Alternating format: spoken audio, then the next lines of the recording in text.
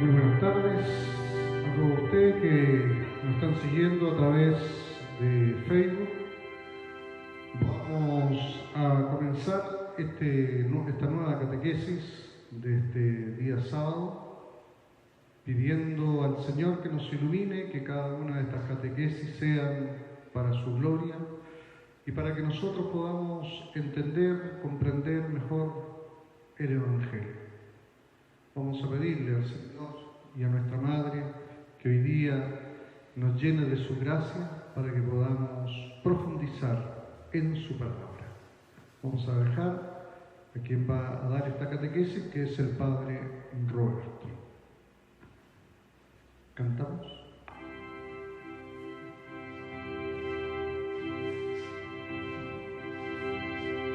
En misión tan grande ser apóstol,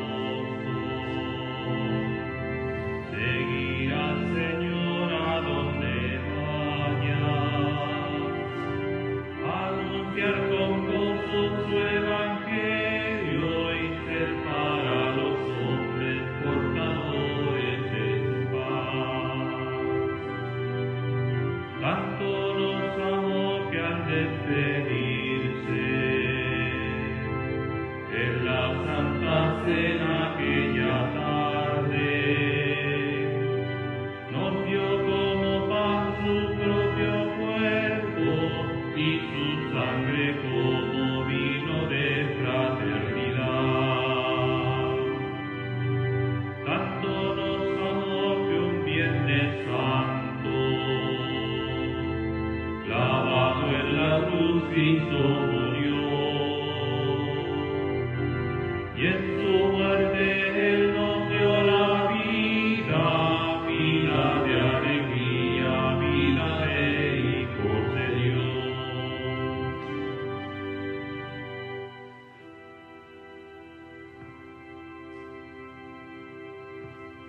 Muy buenas tardes. Vamos a hacer un primer acercamiento al Evangelio de Mateo. Pero antes, una palabra sobre lo que es el concepto, la palabra evangelio, del griego evangelion, que es una buena noticia. Y entre tantas desesperanzas y entre tantas cosas difíciles que vivió Israel, y sobre todo en los tiempos y en los momentos de la opresión romana, parecía que una palabra importante pudiese llegar, y los evangelistas trajeron esa buena noticia. Por eso todos los escritos se llaman evangelios, porque son una buena noticia. ¿Cuál es la buena noticia? Que Dios se ha acercado a los hombres. Más todavía, que Dios se ha encarnado. Mucho más todavía, que Dios ha decidido hacerse uno más, sufrir como todos, morir y resucitar. En eso consiste el concepto evangelio, que es una muy buena noticia. Este evangelio de Mateo, al que estamos siguiendo durante este ciclo A, tiene muchas particularidades, tiene muchas cosas bonitas. Vamos a hacer, como dije, una aproximación, porque después en temas próximos tal vez abordemos algunos de los grandes bloques que Mateo tiene. Hoy día solo hacer una miradita de lo que es su composición. Conocemos bien poco de Mateo. Sabemos que su evangelio se identifica mucho con el Sermón del Monte, con la bienaventuranza que está entre los capítulos 5 y 7. Eso es lo que más ubicamos de Mateo. No sabemos mucho más de él. Pero cuando uno empieza a mirar bien su evangelio, puede avanzar un poquito más en esto. Esta buena noticia que Mateo ha querido traer a la humanidad, que ha querido entregar, parte por una experiencia muy personal de este Señor. Algunos datos vamos a tratar de entregarlos, no es mucho lo que tenemos, Pero lo que hay, yo se lo voy a ir compartiendo a medida que vamos desarrollando esta temática. Esto incluye algunas enseñanzas de Jesús que nosotros hemos ido conociendo, como dije recién, como el Sermón del Monte, pero también hay momentos de oración muy profundas que el Señor hacía, y también la regla de oro que Él ha propuesto, ¿no? que sería lo que se le llama la carta magna de la vida cristiana. Pero este Evangelio tiene cosas mucho más que eso, es mucho más profundo. Y vamos a ver algunas cosas. Él parte su Evangelio haciendo o entregando algunos datos que no son bien significativos. Una genealogía. Hay que encontrar en él una conexión. Entonces, ¿qué es la genealogía? Está en los primeros capítulos del Evangelio de Mateo, que rara vez alguien se detiene a leerla, pero tiene su sentido y su significado. La genealogía indica que Jesús, el Mesías, el hijo de José y de María, se ha ido conectando a través de el linaje con el linaje del rey David. Es importante que Jesús pueda calzar muy bien en el linaje de David.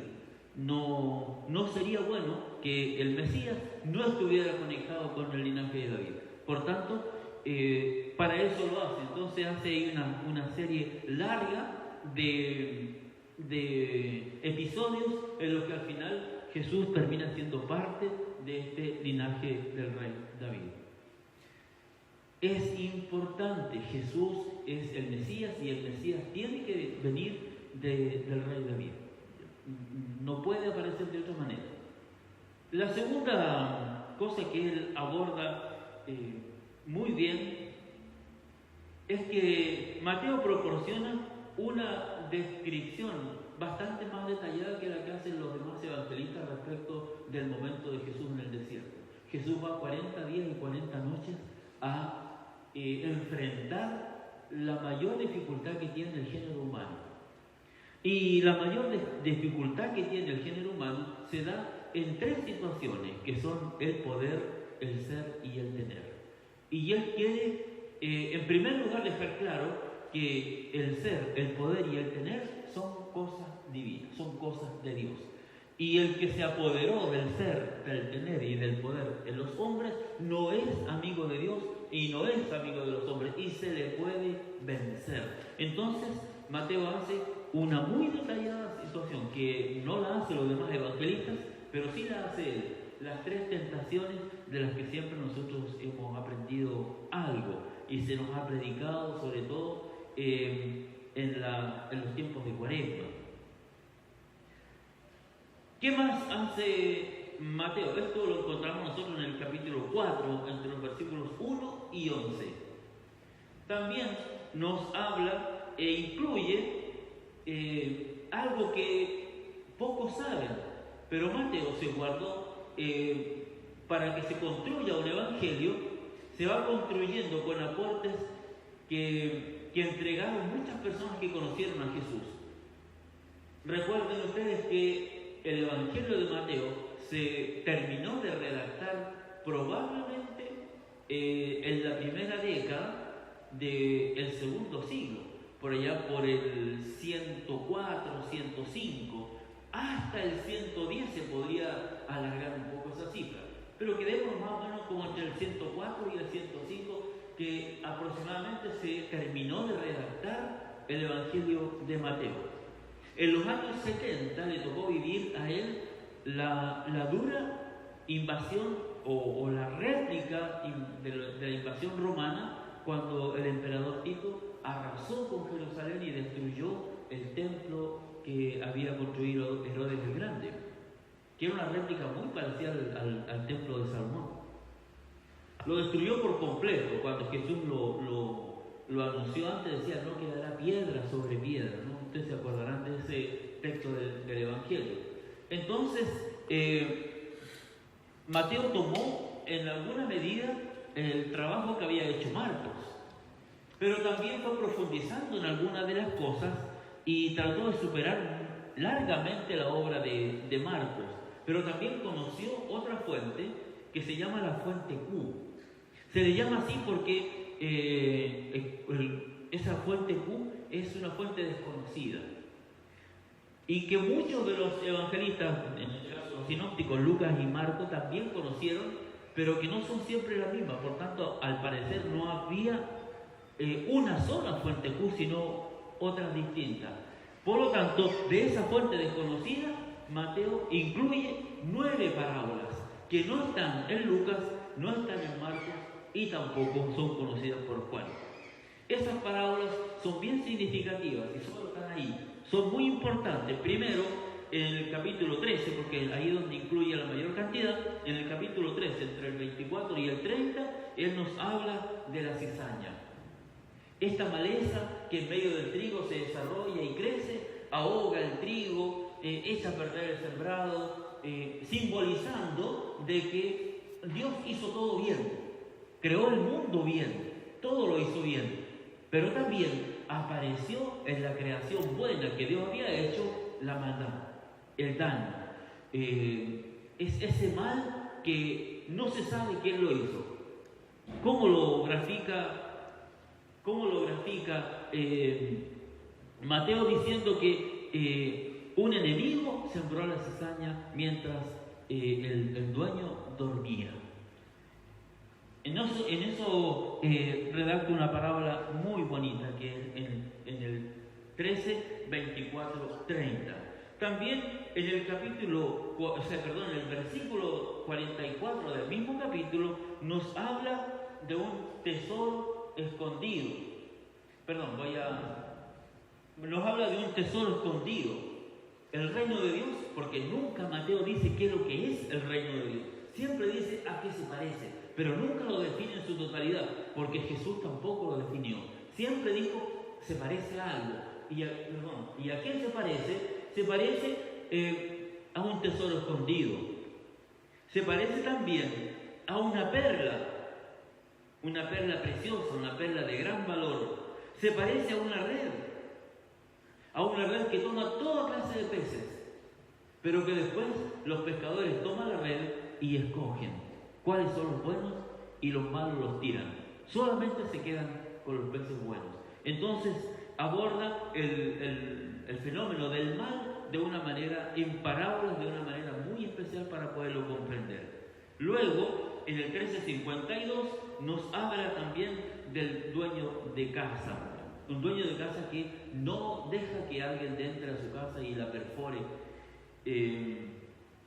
También después nos saltamos al capítulo 18, entre el 23 y el 35, y nos habla del siervo indolente o inclemente, que también es una forma de poder decir que Dios quiere el bien para las personas y no el mal, y que en ese campo todos deberíamos ser bastante más condescendientes con los demás.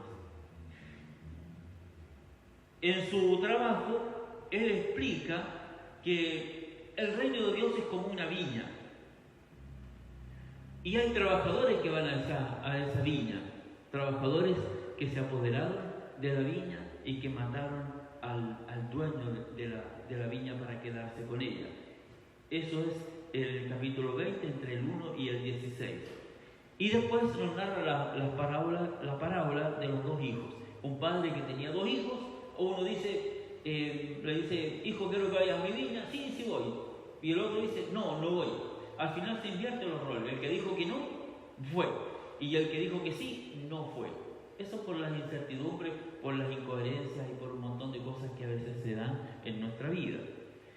Y por último, cierra las 9 parábolas con, en el capítulo 25, entre el 1 y el 12, con la hermosa parábola de las 10 vírgenes. Las vírgenes necias y las prudentes, para indicar cómo es el reino. Entonces, en un marco de 9 parábolas, él incluye cosas y verdades que son bien interesantes e importantes para la vida. Entonces, para ir ordenándonos. Importante en el Evangelio de Marcos es la genealogía, unir a Jesús con David. Segundo, las tentaciones, cómo se puede derrotar el mal, porque es posible derrotarlo. Y tercero, el reino de Dios es una necesidad y hay que hacerlo, pero no está definido, solo hay comparaciones. Y ahora sí podemos entrar en el último, en la estructura de su Evangelio, con el plan divino de salvación. Estas cosas no suceden porque sí nomás, no suceden al azar. Aquí Dios ha querido en todos sus designios, en su querer, en toda su benevolencia con la humanidad, Dios quiso hacer un plan divino de salvación. En teología esto se le llama también la economía de la salvación. Hay un plan, hay un querer, hay un proyecto de Dios. Las cosas no han sido así al azar. No salieron porque salieron nomás. No aparecieron como aparece una maleza del campo, sino que Dios lo quiso. Dios se lo planteó. Nació de Él. Dios tomó la iniciativa en estas cosas. Todo lo que sucede es un resultado de un plan divino. San Pablo después dirá que todas las cosas suceden para el bien de los que Dios ama, ocupando esto mismo que dice Mateo. Este evangelio contiene no menos de 10 citas de cumplimiento en donde Jesús se presenta como el cumplimiento de la profecía. Es decir, en Jesús se cumple todo, así como lo dice también Lucas de una manera especial, también Mateo lo propone. Es Jesús en quien se cumplen todas las promesas del Padre. Y tenemos hartos textos, se los voy a nombrar solamente, en el 1:22, en el 2:5, en el 15, en el 17, el 23, en el 8:17, 12:17, 13:35, etc. Ahí uno va viendo que hay relatos que después vamos a entrar más detalladamente en cada uno de ellos. Ahora solamente, como le dije, una aproximación, pero sí debemos entender bien que la intención de Mateo, de su evangelio, es decirnos que Dios tenía un plan, que hizo un plan, que era su querer, que era su deseo, que esto no resultó, como decía alguna vez algún teólogo, decía, bueno, Dios quería el reino, quiso siempre formar el reino, y esa era su intención, pero como el reino de Dios no se pudo hacer y fracasó debido a la dureza del corazón de las personas, bueno, resultó la iglesia. Entonces la iglesia es como un aborto del gran deseo de Dios. Eso evidentemente que más allá de ser una herejía, es una contradicción muy grande. Dios sí tenía un plan de salvación, un plan de salvación. Y el reino va a ser siempre consecuencia de que uno obedezca y siga ese plan de Dios. Por tanto, no se puede decir que Dios fracasó en su intento de crear el reino aquí en la tierra. Y que la iglesia es un resultado, así como decir a falta de pan, buenas son las tostas, dice la gente. No, en esto no aplica. No aplica. El plan divino está dado y se va llevando como Dios lo ha querido. A veces podemos pensar que parece que Dios fracasó en todo y que Jesús también fracasó y que la muerte ignominiosa que vivió era parte de su fracaso. Por lo tanto, algunos fanáticos se robaron el cuerpo, lo escondieron y dijeron, bueno, tratemos de engañar al mundo diciendo que de verdad era el Mesías, pero el cuerpo lo enterramos en otra parte escondido y ahí lo dejamos. No, en realidad no lo es. Hay una película que yo la recomiendo de que la vean, se llama precisamente El Cuerpo. Tiene como protagonista, por si es que a alguna de las chiquillas les gusta mucho este actor que trabajó en los 33, se llama Antonio Banderas. Trabaja muy bien y hace, trabaja muy bien en el papel de ser un investigador respecto al cuerpo de Jesús. La película se llama El Cuerpo, no se la voy a contar porque si no van a decir que ¿para qué? ¿No es cierto? Mejor véanla, búsquenla, está en alguna parte y Y es buena, es interesante para saber realmente en parte esto que estamos viendo acá. ¿Qué más podemos decir de esto? ¿Por qué se escribió esto? ¿Para qué se hizo? Quizás nos interesa saber cuál es la intención de Mateo en estas cosas. ¿Habrá tenido alguna intención especial? ¿Qué se le habrá venido a la cabeza? Y lo que él quiere en realidad es poder, de alguna manera, al igual que lo hace Marcos, al igual que lo hace Lucas también, él intenta, lo que decía al principio, traer una muy buena nueva. Explicarle a todo el mundo, decirle a todos que Jesús es verdaderamente el Hijo de Dios, el Mesías, el Señor. Y eso es lo que se va a ir desarrollando a lo largo de todo su evangelio. Pero ¿por qué es tan importante que Él explique que Jesús es el Mesías y es el Señor? Porque no recuerdo en este momento exactamente la cita, después se la voy a entregar. En el Deuteronomio dice: maldito el que pende de un madero. Entonces, ¿cómo podíamos explicar a todo el mundo que el Mesías pendía de un madero? Es muy difícil, porque la ley se respetaba tal como era. Y nadie podía decir que el Deuteronomio o los libros de Moisés, la ley de Moisés, estaba equivocada en algo. La ley se defiende, se cuida y se cumple. Entonces, ¿cómo un Mesías va a ser poderoso y glorioso si es que su cuerpo pende de una cruz? Si fue ajusticiado, si fue considerado un malhechor, si fue considerado un bandido, parecía muy difícil. Por tanto, todo el Evangelio tiene que hacer un largo recorrido y una gran propuesta para decir que de verdad Jesús es el Señor.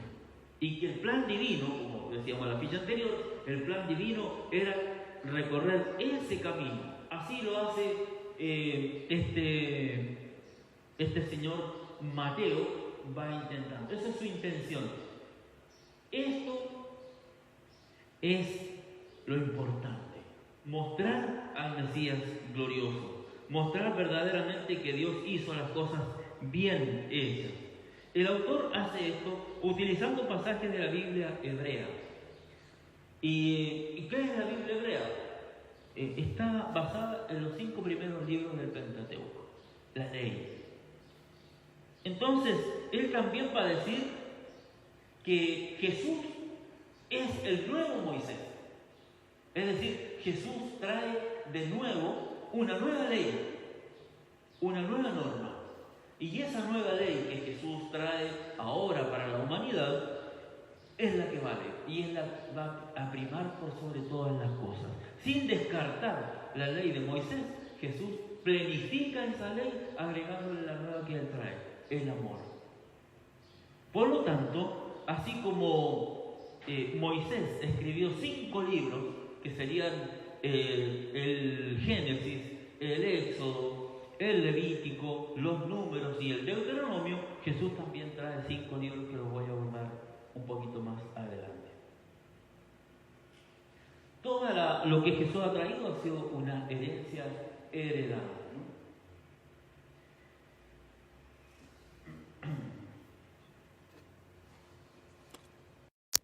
La historia de Mateo sabemos poco, fíjense, sabemos bien poco. Se ha investigado, hay muchos autores que han escrito algo respecto de quién era Mateo, pero no hay nada así como concreto y seguro de decir quién era, dónde vivía, de dónde apareció. El único dato cierto que tenemos respecto a quién era Mateo es que es un hombre griego, era de la diáspora. Los judíos de la diáspora eran personas que, como había tanta pobreza y tanta miseria en Israel en aquel tiempo, buscaron lejos de su patria un lugar donde vivir. Entonces, este señor, lo vamos a llamar así por ahora, se fue seguramente a Damasco, donde había una fuente de diáspora que era la más grande. Existían los judíos de la tierra y existían los judíos que eran de la diáspora, que quiere decir los que salieron fuera en busca de mejor vida. Y la mayoría fue a un lugar que es el país de Asiria. En ese lugar estaba Damasco. Ahí solamente hablaban griego, ya no hablaban el arameo, ni mucho menos el hebreo. Para llegar un judío de la diáspora a Judá de nuevo, ya no sabía hablar ni el hebreo ni sabía hablar el arameo. Pero sí se podía comunicar muy bien en griego. Hay un pasaje que le dicen a Jesús: mira, nuestras viudas no están siendo atendidas. Y son los helenos, son los griegos. Es decir, es la gente que regresó de la diáspora a la casa, a la tierra. Pero como no hablan el idioma, se les hace muy difícil ser atendidos. Por lo tanto, nombraron ahí a 7 diáconos que son todos de habla griega para atender las mesas de las viudas. Ese es un fenómeno que se dio en Israel con mucha fuerza entre el primer y el segundo siglo de nuestra era cristiana. Entonces, Mateo tiene que haber llegado en ese grupo de personas. Un hombre ilustrado que sabía, que por lo menos sabía escribir, conocía muchas cosas, pero él escribió en lengua griega para gente de habla griega y para judíos que eran de su tierra. Es lo que sabemos de él. ¿Quién era? No sabemos. Sí sabemos que él intenta de alguna manera dar algún matiz de quién era él a través de algunos personajes. Y se va identificando aparentemente con algunos de ellos, pero esa es una forma así como elaborada. Estamos como estirando el Evangelio para allá. No podemos decir quién era, no podemos decir de dónde venía, solamente lo que les acabo de decir. Era un hombre griego que escribió para los judíos de habla griega y que conocía muy bien la diáspora, que había estado fuera de la tierra. Más detalles por ahora no tenemos.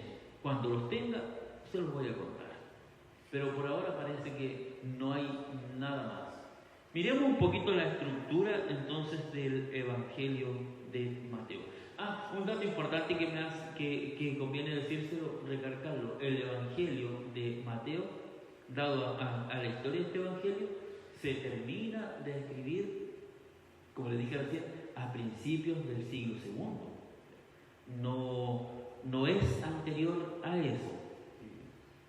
Marcos está por entre los años 60 y 70, pero es un evangelio bastante corto, muy escueto y con muy pocos elementos.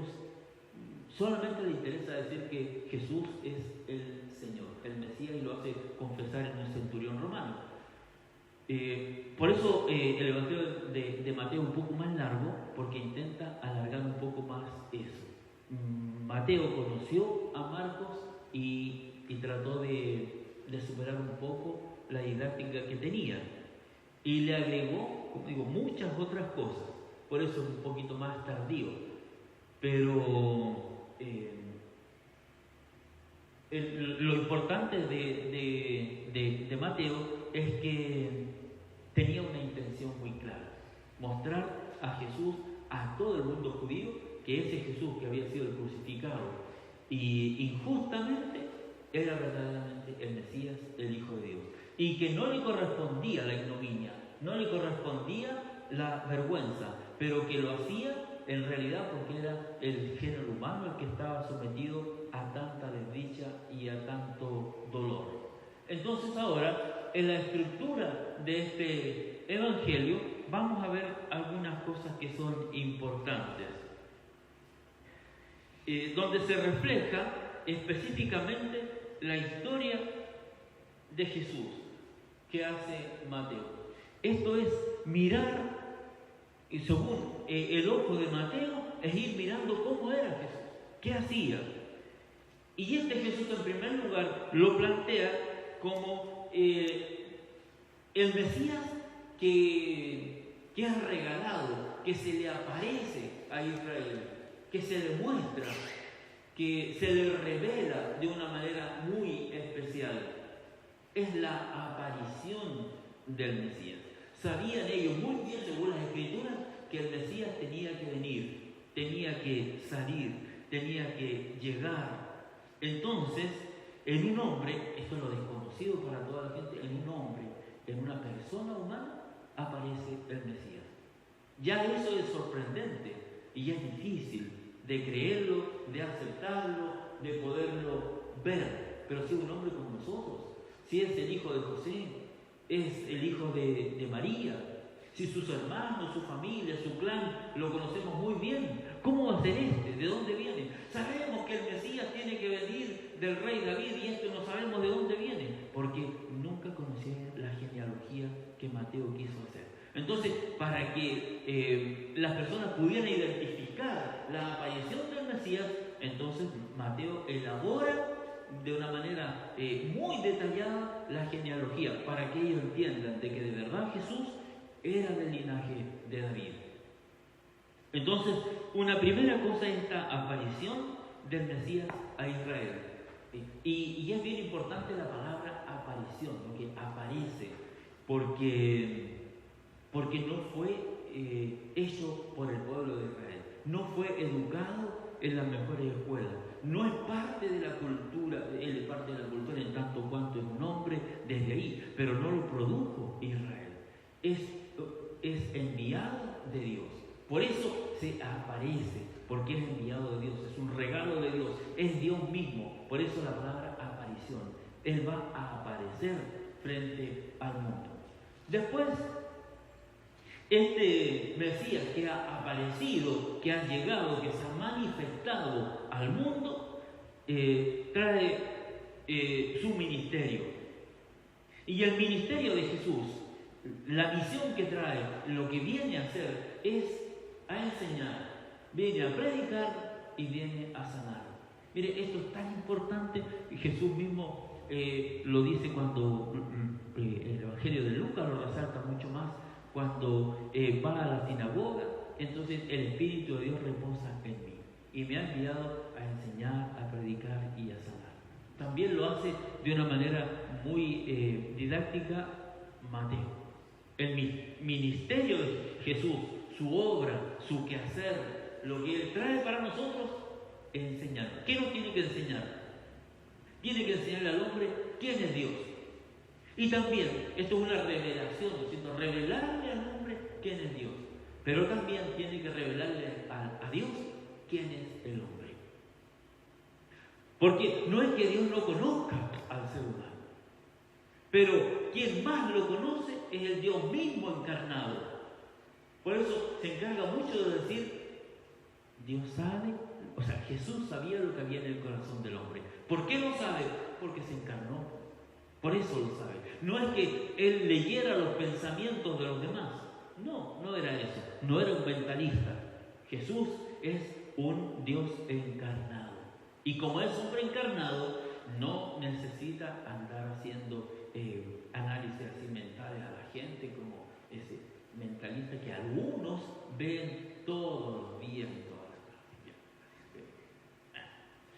Este Jesús es realmente un Mesías que viene a enseñar. A Dios le va a enseñar quién es verdaderamente el hombre. Y al hombre le va a enseñar quién es verdaderamente Dios. Esta es una forma ambivalente.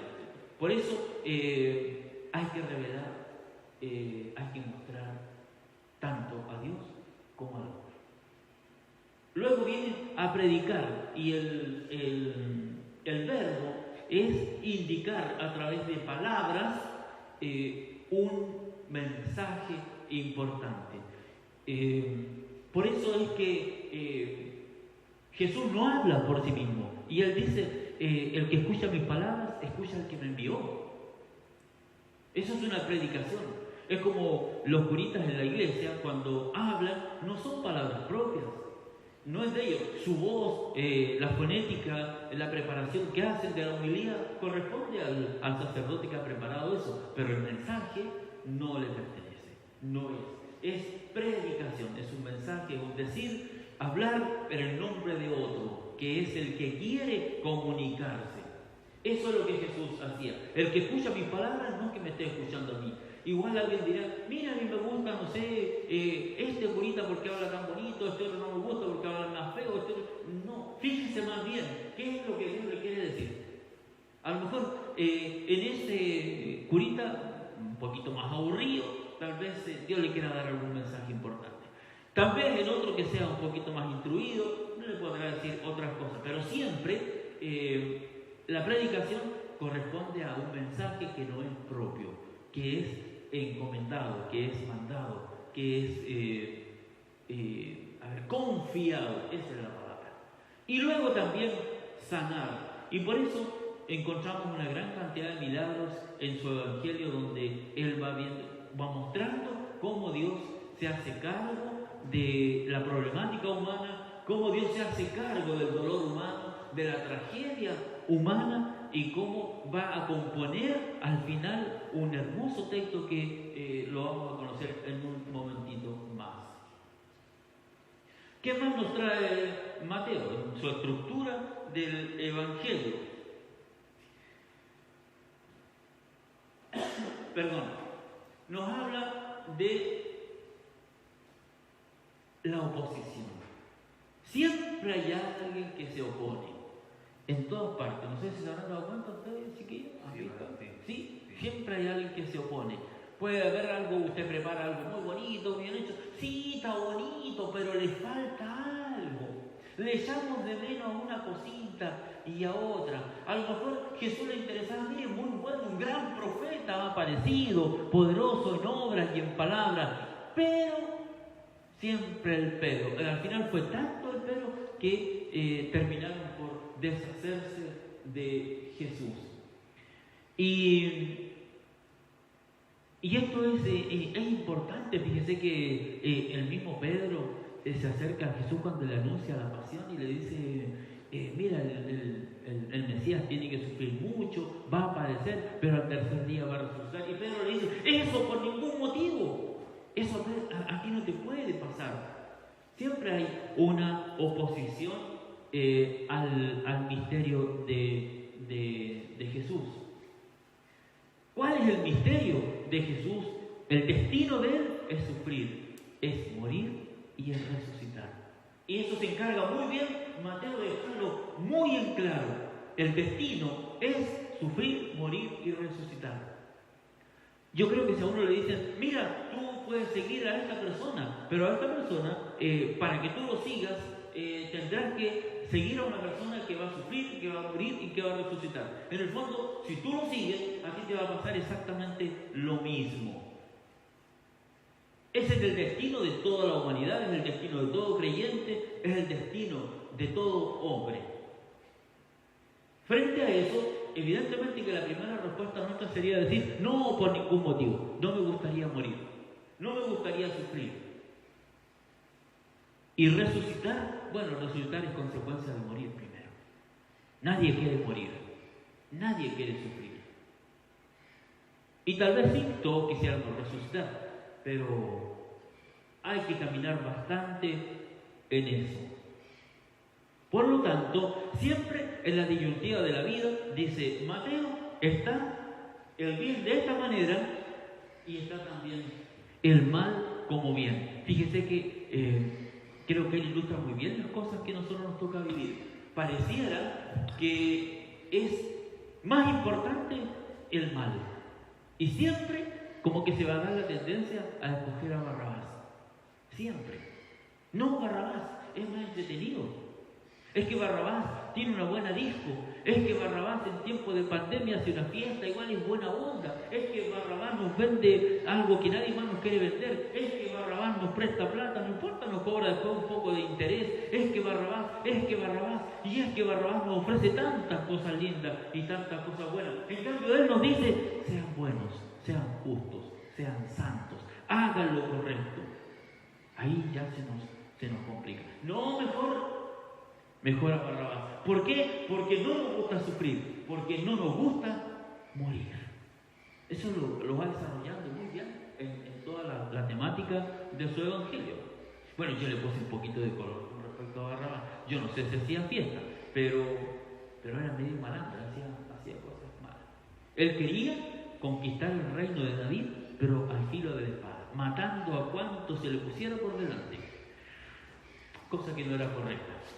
El reino tenía que venir de otra manera muy diferente. ¿Qué más nos dice Mateo? Bueno, dice estas cosas entretenidas. Dentro de su estructura del Evangelio nos habla de lo que es para él más importante, el rechazo final. Es tanto, como dice el dicho nuestro, tanto el cántaro lo haga hasta que sale sin, el cántaro a la agua hasta que sale sin oreja. ¿Cierto? Eso es el rechazo final. Se ríen mis colegas. Aquí hay algunas palabritas que me cuestan, pero ustedes las entienden. Ellos no, porque se burlan de mí. Pero las dice con cariño, padre. sí, pero no importa. Entonces, el rechazo, me salió bien, final. Como en imágenes a veces bastaría para poderlo ver, ¿no? Cierto que a nadie le gustaría esto. Por eso decía, sufrir, morir y resucitar. Pero si no se logra esto, si no hay cruz, no hay resurrección, dice Mateo. Para alcanzar la vida eterna hay que caminar por estos caminos. No hay otra forma. El que quiera seguirme, lo dice Mateo en boca de Jesús, el que quiera seguirme, que tome su cruz, que cargue con su cruz y que me siga. Al final, este rechazo final es el que pone las cosas así como lo que puede ser en nuestros tiempos, ¿no? Puede molestarnos tanto la vida de Jesús, su forma, que quizás alguien ya no quiera seguirlo, no quiera escuchar hablar de él, no le importe ni le interese.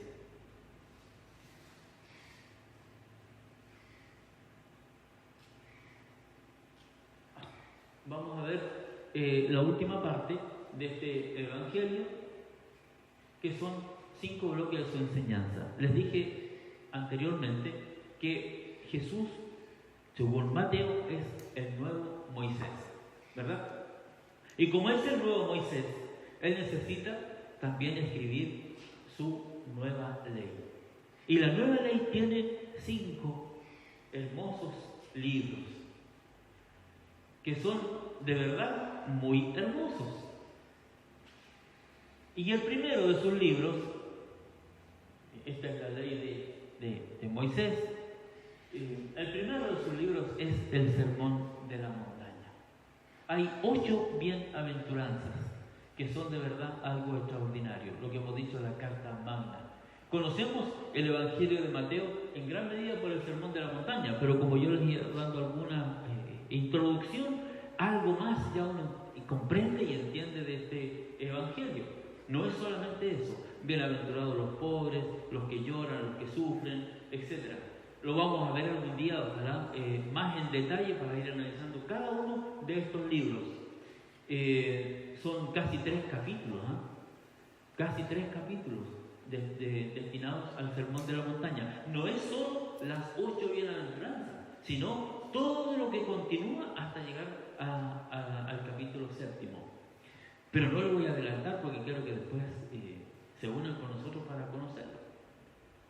Es una trampita, pero es bueno, ¿sí? Vamos a ir aprendiendo juntos muchas cosas. El segundo libro es el tema de la misión. No vayan con cosas que sean innecesarias. Lleven lo justo y necesario, no vayan con una mochila de más, no lleven maleta, no lleven... no. Solamente lleven el convencimiento de lo que han aprendido. El tema de la misión para él es muy importante y también es un libro completo en eso. Luego tenemos las parábolas del reino. Y las parábolas del reino, les dije recién, están en el capítulo 13, que son 9 parábolas muy bonitas, muy llena de sentido, y que uno puede entrar perfectamente en esas 9 parábolas y hacer un conocimiento muy profundo y acabado del Evangelio. Luego tenemos las enseñanzas al discípulo, que son enseñanzas bien importantes, muy profundas. Es todo un libro que está en el capítulo 18 de Mateo. Y entre los capítulos 24 y 25 tenemos el discurso escatológico. Primero, una gran reprimenda que se va a hacer en el capítulo 23 a las autoridades de su tiempo, y producto de esa reprimenda, de ese tirón de oreja que Mateo hace, va a aparecer el hermoso discurso escatológico, que yo lo incluyo mucho en mis trabajos porque de verdad es muy inspirador para mí, para lo que yo hago. Tal vez a otros pueden interesarle otras cosas. A mí me importa mucho porque él dice, si hay alguien que tiene hambre, es porque hay alguien que se está quedando con lo que es del hambre. Si hay alguien que pasa frío, es porque hay alguien que se está quedando con el abrigo del otro. Si hay alguien que tiene sed, es porque alguien se quedó con el agua del que le correspondía el agua. Si hay alguien que es perseguido, si hay alguien que está encarcelado, si hay alguien que está enfermo, etc., es porque alguien se está quedando con lo que era del otro.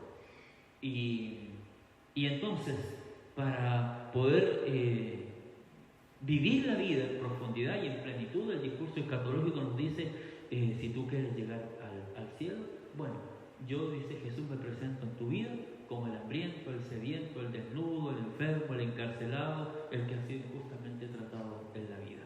Es un discurso maravilloso que no puede nunca dejar a alguien indiferente frente al dolor humano. La vida eterna consiste y está en eso. Quizás no en cumplir tantas cosas o tanto ritualismo. La vida eterna está simplemente en que, conociendo a Jesús, hijo de David, hijo de Dios, el Mesías, puedes llegar a hacer todo lo que puedas por los demás. Y cuando hagas todo lo que puedas por los demás, lo estás haciendo por el mismo Señor, y Él no te dejará sin recompensa. Hermanos, esta es una aproximación a este hermoso evangelio. Se lo comparto con harto cariño y también con el deseo de sembrar en ustedes una curiosidad para meternos en la Biblia, para meternos en el Nuevo Testamento, para meternos en estas cosas. Este año le vamos a predicar nosotros este evangelio de Mateo, y con estas cositas ustedes van a ir conociéndolo un poco mejor. Y ojalá podamos ir también compartiendo lo que son estos mensajes. Al menos estos 5 libros, se les llaman los 5 libros porque es la nueva ley.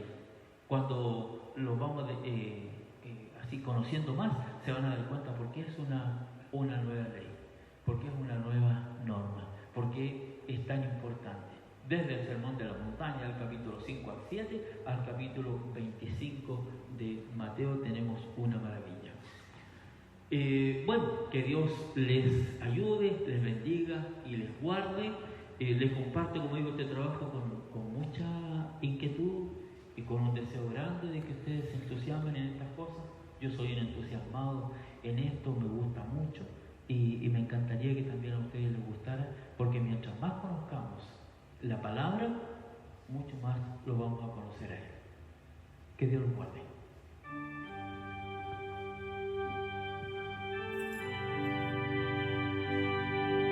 Me pides, Señor, que yo te siga.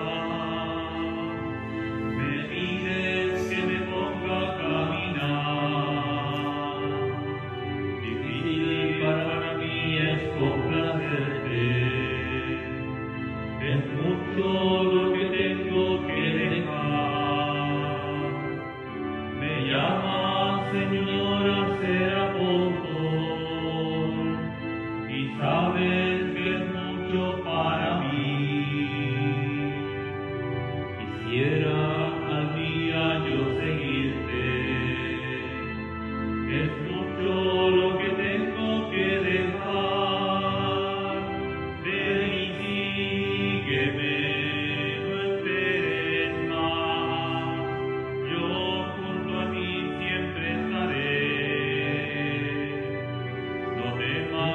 qué palabras tengas que decir, yo por tu boca hablaré. Cantemos todos. Ven y sígueme, no esperes más, yo junto a ti siempre estaré. No temas qué palabras tengas que decir, yo por tu boca hablaré. ¿Por qué te fijas tú en mi persona, habiendo otros más fuertes que yo? De mí no esperes nunca algo grande, soy débil y cobarde, sabes bien. Señor, quiero decirte otra cosa, mis amigos de mí se reirán. Dame tú la fuerza y valentía, dame tú la vida y la fe. Ven y sígueme, no esperes más, yo junto a ti siempre estaré. No temas qué palabra tengas que decir, yo por tu boca hablaré. Ven y sígueme, no esperes más, yo junto a ti siempre estaré. No temas qué palabras tengas que decir, yo por tu boca hablaré.